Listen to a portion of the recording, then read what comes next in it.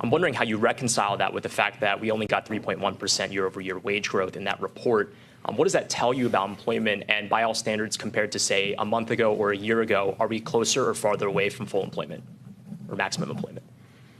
You know, we have to be closer because more jobs are being created than people are entering the labor force. The unemployment rate is lower. You know, by just lots and lots of numbers, the labor market is in a good place. You mentioned wages. So the level of wages is very consistent with what it should be, in the sense that it's approximately equal to inflation plus productivity increases on an hourly basis. So what's, I guess, a little surprising, though, is that you could reach these levels of unemployment late, long into a cycle, let's say, and not see even higher wages. They're pushing up on inflation, because wages at this level, even though they're growing at a healthy rate, at an appropriate rate, they're not growing at a rate that would provide much upward thrust for inflation.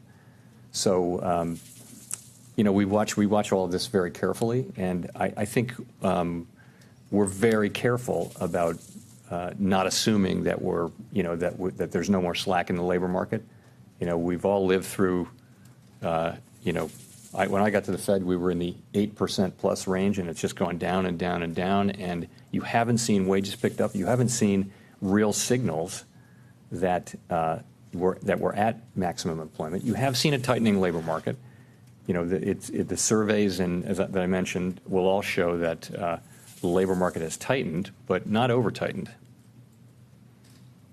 Okay, Jean with the last question. Hi, Jean Young with Market News.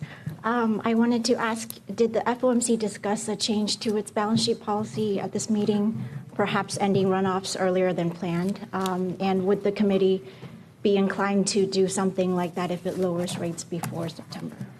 So, of course, we haven't made any decisions yet. Balance sheet runoff is very close to the end of its planned life.